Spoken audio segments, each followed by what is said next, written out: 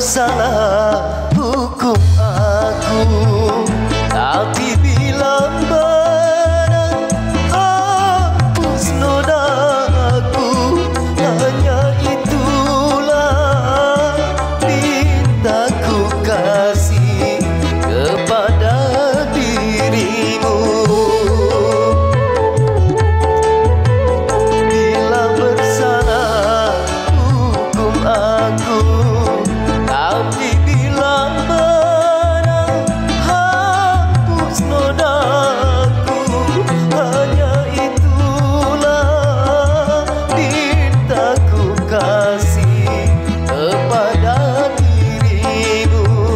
Bila bersalah, hukum aku.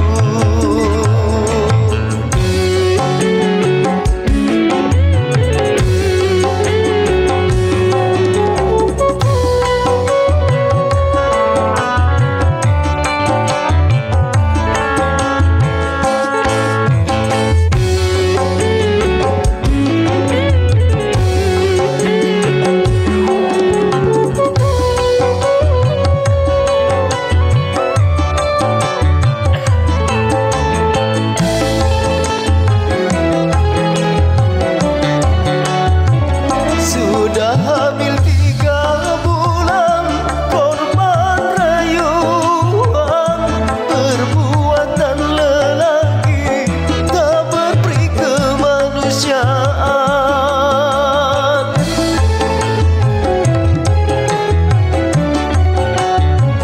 Aku seorang suami takkan serendah itu, dan sebagai lelaki punya harga diri.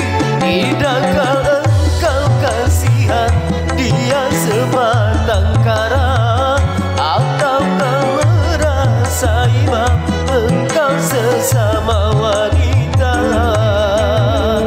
Terima dia